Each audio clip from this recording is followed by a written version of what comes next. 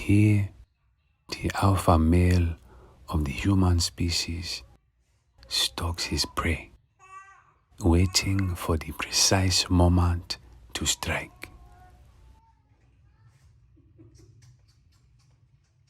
And now he enjoys the fruits of his labor and displays his dominance.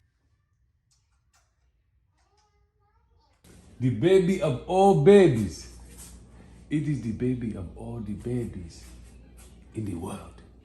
The baby of all babies. The baby of all the Babies. That is the baby of all babies. The baby of all the babies. Yes, I love you. That is the baby of all the babies. All right, what up, my people? I don't know what day I'm at right now, but I'm still on this Dr. Sebi thing, trying to see what it's about. And I'm making some chickpea scramble right now. So I wanted y'all to see some of the ingredients. This is the chickpea flour that I'm using. That's the chickpea flour in the bowl. I'm using some cayenne pepper. I got some of the sea salt, bam. I'm gonna get some onion powder as well.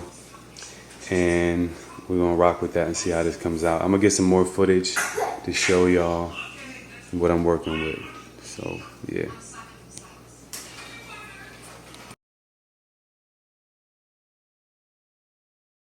As you guys can see from the last video, I said I was going to try to record a lot more of the cooking process. I didn't show y'all the measurements, but this is just 1 cup of the chickpea flour, and it literally takes 1 cup of spring water.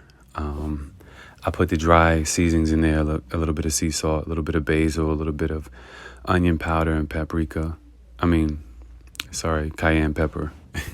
When I see that red seasoning, I just think of paprika, but it's not that. You really mix it up. I think I added like a little bit more water because it was still a little too thick for my taste. But you wanted to get like a pancake-like consistency. And you literally coat the pan. I use grapeseed oil and I think a little bit of avocado oil too. And you just pour it in there like a pancake, and you want to let it cook for like a minute. And then you can flip it. I immediately start scrambling it up, but you're supposed to like let it cook for like a minute and a half on each side and flip it. And then you just let it just do the work, you know, just start scrambling it and, you know, kind of making it look like scrambled eggs. This is basically a substitute for scrambled eggs, although it looks like it, but it's not. It doesn't taste like eggs. I mean, don't get me wrong, it tastes really good, but it has just a different texture of eggs. I actually have a dessert recipe that I'm going to do as well. I'm going to do a video. It's going to be a bomb dessert. The reason why I'm thinking about it now, because it uses the chickpea flour in this way. But together, you know, you scramble it up. You want to let it get brown and crisp. And then, you know, just to your liking, you know. This was like my first time actually making it. So, you know, I did pretty good on my first try. And here I'm just slicing up some tomatoes to go with it on the side because it's good to have something with it. I heard another thing that goes well with it is green onions, like slice up some green onions, put it on the top, put a little more basil. Again, I didn't get too crazy with it because it was my first time. I heard that it goes well with the tomatoes. And so I decided to slice some up with it. Really feeling chefy right now. So then I placed it nicely on the plate here. I got to stop saying so much. But like narrating, I did it again. But narrating these videos is fun, so you kind of got to go with the flow.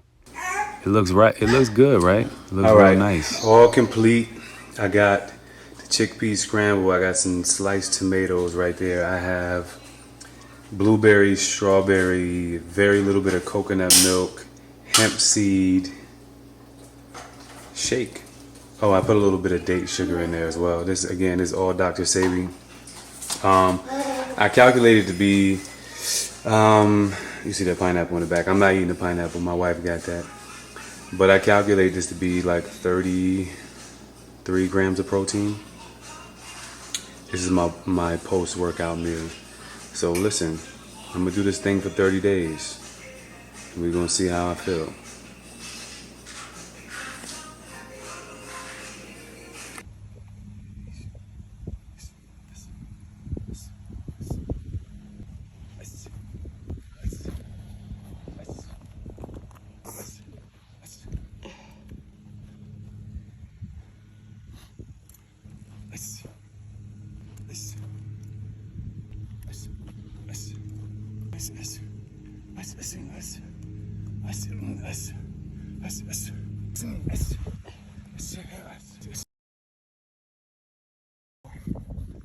Yeah, even in the groove.